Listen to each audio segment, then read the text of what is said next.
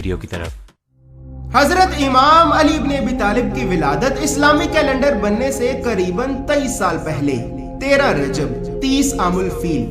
اور انگریزی تاریخ کے مطابق 29 سپتمبر 599 عیسوی کو مکہ مکرمہ میں خانہ کعبہ کے اندر ہوئی۔ حضرت امام علی ابن ابی طالب کے والد کا نام حضرت جناب ابو طالب اور آپ کی والدہ کا نام حضرت جناب سیدہ فاطمہ بنت اسد ہے۔ اس کے علاوہ حضرت امام علی ابن ابی طالب کے قریباً 12 صاحبزادے اور 16 صاحبزادیاں تھیں،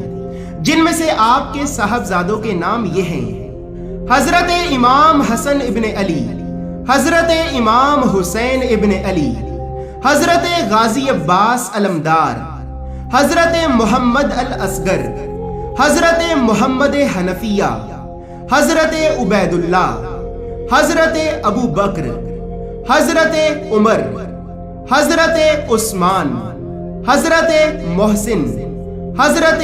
جعفر اور حضرت عبداللہ۔ اسی طرح آپ کی پاک و پاکیزہ صاحبزادیوں کے نام یہ ہیں: حضرت بی بی سیدہ زینب الکبریٰ، حضرت بی بی سیدہ زینب الصغریٰ، حضرت بی بی سیدہ رقیہ الصغریٰ، حضرت بی بی سیدہ ام الکرم، حضرت بی بی سیدہ ام ہانی، حضرت بی بی سیدہ ام سلمہ، حضرت بی بی سیدہ ام کلثوم، حضرت بی بی سیدہ ام الحسن، حضرت بی بی سیدہ جمانہ، حضرت بی بی سیدہ رقیہ، حضرت بی بی سیدہ نفیسہ، حضرت بی بی سیدہ میمونہ، حضرت بی بی سیدہ رملہ، حضرت بی بی سیدہ امامہ، حضرت بی بی سیدہ فاطمہ اور حضرت بی بی سیدہ خدیجہ۔ اسی طرح جب اہل عرب حضرت محمد مصطفیٰ صلی اللہ علیہ وآلہ وسلم کے جانی دشمن بن بیٹھے تو اللہ کے رسول ان کے ظلم و ستم کی وجہ سے مختلف غاروں، مختلف وادیوں اور مختلف پہاڑوں کی چوٹیوں پر بیٹھ کر اللہ رب العزت کی عبادت کیا کرتے اور ہر وقت اللہ رب العزت سے یہ دعا مانگا کرتے کہ اے میرے پروردگار، مجھے ایک ایسا مددگار عطا کر کہ جو ہر چیز پر غالب ہو، جو میرا مددگار ہو، جو مومنین کا امیر ہو اور جس کا نام سنتے ہی مشرکین پر غضب طاری ہو جائے۔ اسی طرح ایک دن حضرت فاطمہ بنت اسد خانہ کعبہ کے پاس کھڑی ہو کر اللہ رب العزت سے اپنے لیے دعائے خیر مانگ ہی رہی تھیں کہ اچانک خانہ کعبہ کی دیواریں زور زور سے ہلنے لگیں اور خانہ کعبہ کی ایک دیوار میں ایک بہت بڑا شگاف ہو گیا اور پھر غیب سے ایک آواز آئی کہ اے فاطمہ، اسد کی بیٹی، شیر خدا کی ماں، گھبراؤ نہیں، یہ رستہ تمہارے لیے ہی بنایا گیا ہے، تم اس رستے سے اللہ کے گھر میں داخل ہو جاؤ۔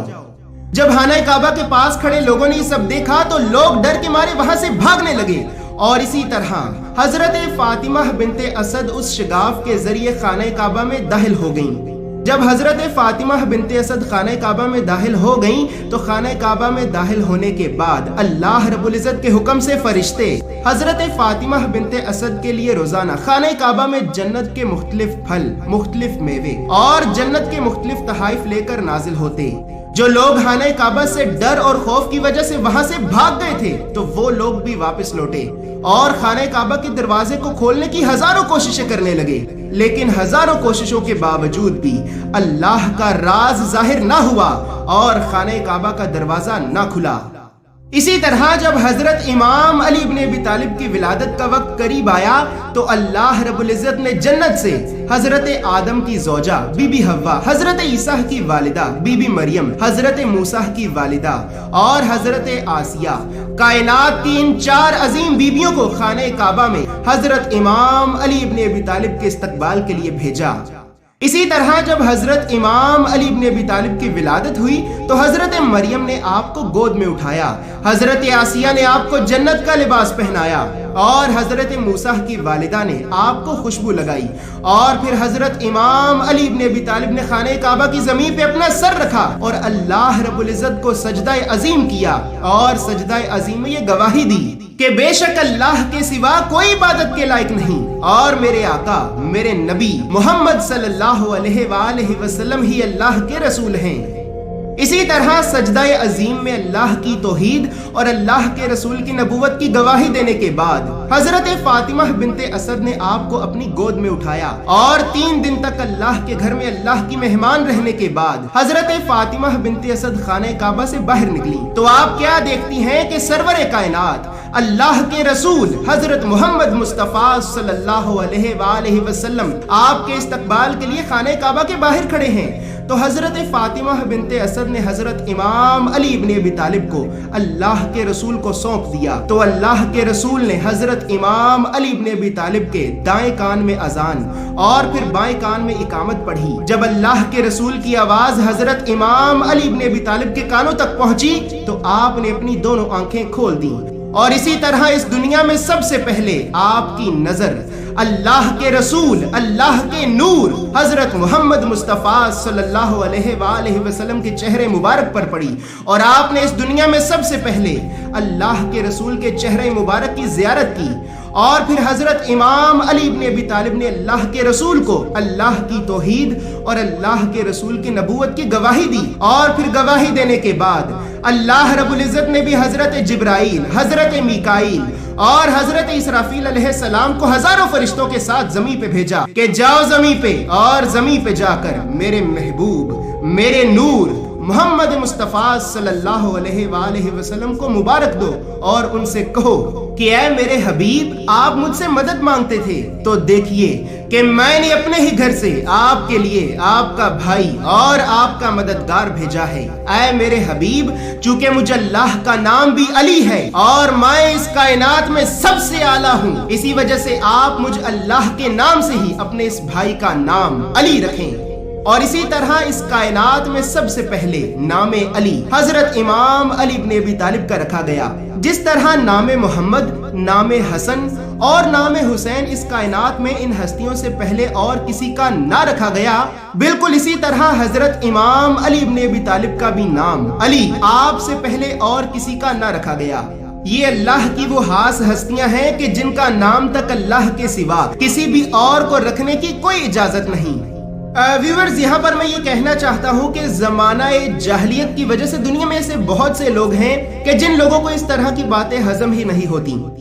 تو جن لوگوں کو اس طرح کی باتیں ہضم نہیں ہوتی سو ویورز ان لوگوں سے میں یہ کہنا چاہتا ہوں کہ جس بچے کی ولادت اللہ رب العزت اپنے گھر میں کرے اور پھر اللہ رب العزت اس بچے کی والدہ کو 3 دن تک اپنے گھر میں مہمان رکھے اور لوگ باہر سے اللہ کے گھر کعبہ میں داخل ہونے کی کوششیں کریں لیکن وہ اللہ کے گھر کعبہ میں داخل ہی نہ ہو سکیں، اور جس کا نام اللہ اپنے نام سے خود علی رکھے اور جسے اللہ کے رسول اپنا نفس کہیں، تو پھر اب اس علی میں کوئی نہ کوئی تو ایسی بات ہے کہ جس بات کی وجہ سے اللہ اس کی ولادت اپنے گھر میں کرتا ہے، اللہ اس کا نام اپنے نام سے رکھتا ہے اور اللہ کے رسول اسے اپنا نفس کہتے ہیں، جس کی جوتی کے صدقے میں کلندروں کو کلندری کی ڈگری ملے، ولیوں کو ولایت کی ڈگری ملے اور اماموں کو امامت کی ڈگری ملے، جس علی کا ذکر اللہ قرآن میں نشانیاں دے کر بار بار بیان کرے، جس علی کی فضیلت اللہ کے رسول جگہ جگہ اپنی حدیثوں میں بیان کریں، تو پھر اب اس علی میں کوئی نہ کوئی تو ایسی بات ہے کہ جو بات ان لوگوں کو سمجھ ہی نہیں آ رہی کہ جن لوگوں کے دلوں پہ اللہ نے مہریں لگا دی ہیں،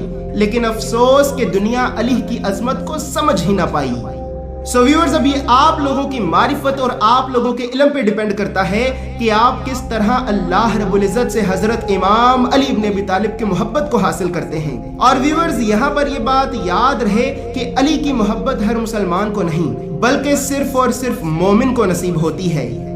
اسی طرح حضرت امام علی ابن ابی طالب کی ولادت کے قریباً 7ویں دن آپ کے والد حضرت جناب ابو طالب نے آپ کا عقیقہ کیا اور آپ کے عقیقے میں 1000 اونٹ، 1000 گائیں اور بھیڑیں قربان کی، اور حضرت امام علی ابن ابی طالب کی پرورش کا ذمہ خود اللہ کے رسول نے لیا۔ اسی طرح وقت گزرتا رہا۔ ایک دن حضرت جابر ابن عبداللہ انصاری اللہ کے رسول کی خدمت میں حاضر ہوئے اور نہایت ادب اور احترام سے کہنے لگے کہ اے اللہ کے رسول آپ مجھے علی ابن ابی طالب کی ولادت کے بارے میں کچھ بتائیں۔ تو اللہ کے رسول حضرت محمد مصطفیٰ صلی اللہ علیہ وآلہ وسلم نے فرمایا کہ اے جابر آج تو نے میرے بعد پیدا ہونے والے سب سے بہترین انسان کا ذکر کیا ہے، تو سن، اللہ نے آدم کی تخلیق سے بھی 5 لاکھ برس پہلے میرے نور کو پیدا کیا، اور پھر اللہ نے میرے نور سے علی کے نور کو پیدا کیا۔ اور اے جابر، ہم اس وقت اللہ کی تسبیح کرتے تھے کہ جب اس کائنات میں اللہ کے سوا اور کوئی نہ تھا، اور پھر اللہ نے آدم کی تخلیق کے بعد ہمارے نور کو جبین آدم میں رکھا، اور اسی طرح کرتے کرتے میرا نور حضرت عبداللہ کی جبین اور علی کا نور حضرت ابو طالب کی جبین تک پہنچا۔ اسی طرح حضرت امام علی ابن ابی طالب کا بچپن اللہ کے رسول کے سایہ مبارک میں گزرتا رہا۔ جب حضرت امام علی ابن ابی طالب کی عمر قریباً 22 سال ہوئی تو اسلامی تاریخ کے مطابق 26 رجب اور انگریزی تاریخ کے مطابق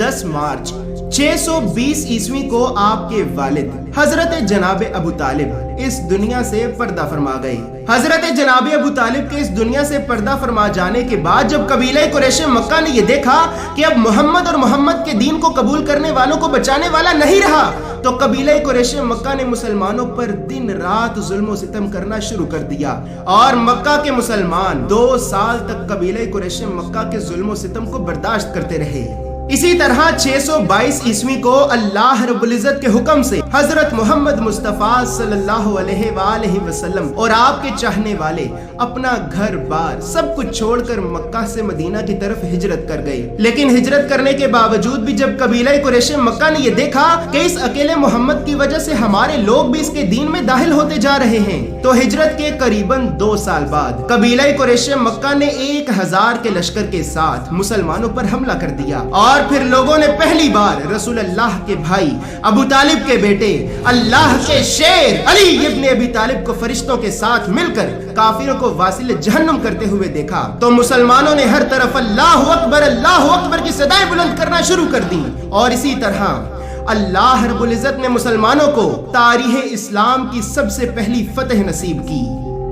اسی طرح اسلامی تاریخ کے مطابق 3 ہجری اور انگریزی تاریخ کے مطابق 625 عیسوی کو قبیلہ قریش مکہ نے دوبارہ 3000 کا لشکر تیار کیا اور مسلمانوں کے 700 کے لشکر پر حملہ کر دیا۔ جب مسلمانوں نے یہ دیکھا کہ کفار آگے ہی بڑھتے جا رہے ہیں تو سارے کے سارے مسلمان وہاں سے بھاگنے لگے، لیکن اللہ کا شیر اپنے رسول کی حفاظت کرنے کے لیے اکیلے ہی 3000 کے لشکر سے لڑتا رہا۔ جب کافروں نے یہ دیکھا کہ علی شیر کی طرح ہمیں چیرتا پھاڑتا ہی جا رہا ہے تو کافر وہاں سے ڈر کر بھاگنے لگے، اور اسی طرح اللہ رب العزت نے حضرت امام علی ابن ابی طالب کے ذریعے مسلمانوں کو دوبارہ سے فتح نصیب کی۔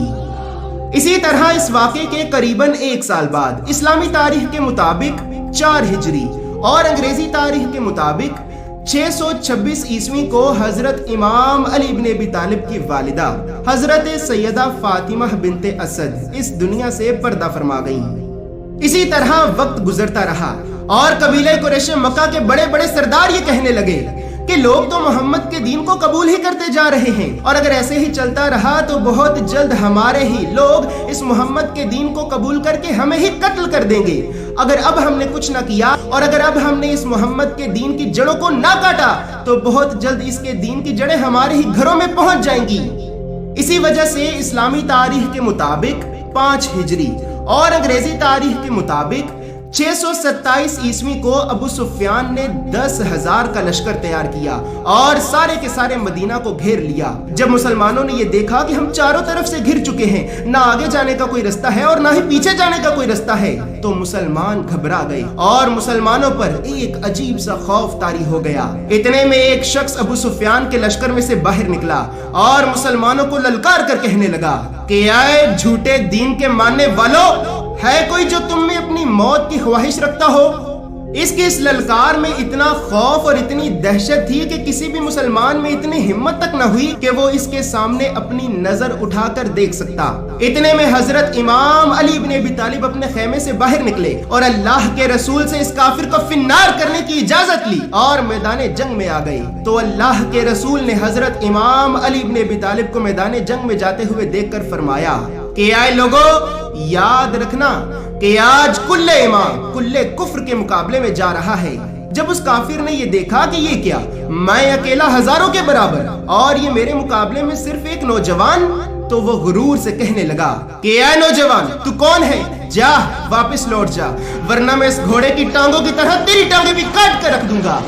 تو حضرت امام علی ابن ابی طالب نے فرمایا کہ اے دشمن خدا،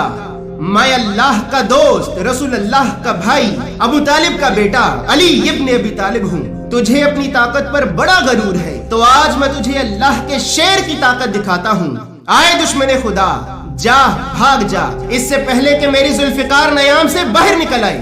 یہ دیکھ کر وہ کافر کہنے لگا کہ یہ کیا، اب یہ ایک نوجوان بچہ مجھے للکارے گا؟ تو اس نے غصے میں آ کر حضرت امام علی ابن ابی طالب پر اپنا پہلا وار کیا، تو اللہ کے شیر نے اپنی ذوالفقار نیام سے باہر نکالی اور اس ملعون کی دونوں ٹانگیں کاٹ کر زمین پر پھینک دی اور وہ تڑپ تڑپ کر مرنے لگا۔ جب اس کے لوگوں نے اسے زمین پہ اس طرح تڑپتے ہوئے دیکھا تو ابو سفیان اور اس کا 10,000 کا لشکر حضرت امام علی ابن ابی طالب کے روب و دبدبے اور دہشت کو دیکھ کر وہاں سے بھاگ گیا۔ اور اسی طرح اللہ رب العزت نے حضرت امام علی ابن ابی طالب کے ذریعے مسلمانوں کو ایک بار پھر سے فتح نصیب کی۔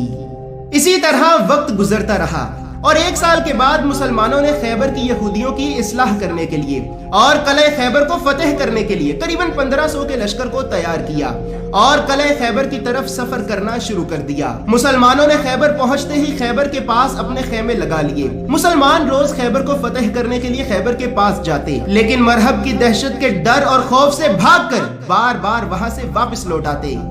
اسی طرح 40ویں دن اللہ کے رسول حضرت محمد مصطفیٰ صلی اللہ علیہ وآلہ وسلم نے فرمایا کہ اے لوگو، کل میں علم اسے دوں گا جو کرار ہوگا، غیر فرار ہوگا، جو اللہ اور اللہ کے رسول کو اپنا دوست رکھتا ہوگا اور اللہ اور اللہ کا رسول اسے اپنا دوست رکھتے ہوں گے۔ اسی طرح پھر لوگوں نے دیکھا کہ اگلے ہی دن اللہ کے رسول نے دین اسلام کا پرچم حضرت امام علی ابن ابی طالب کو عطا کیا اور پھر آپ اپنے آقا، اپنے مولا حضرت محمد مصطفیٰ صلی اللہ علیہ وآلہ وسلم کے حکم سے میدان جنگ میں پہنچے اور میدان جنگ میں پہنچتے ہی آپ نے مرہب کے بھائی کو پہلے ہی وار میں واصل جہنم کر دیا۔ جب مرہب کو اس بات کا پتہ چلا کہ علی ابن ابی طالب نے میرے بھائی کو قتل کر دیا ہے تو مرہب خیبر سے باہر نکلا اور زور زور سے کہنے لگا کہ آج تو ان مسلمانوں کی موت میرے ہاتھوں سے ہی لکھی ہے اور زمین خیبر کو یہ معلوم ہونا چاہیے کہ آج اس کے سینے پہ مرہب آیا ہے۔ میری ماں نے میرا نام مرہب رکھا کہ جس سے موت بھی ڈرتی ہے۔ تو حضرت امام علی ابن ابی طالب نے فرمایا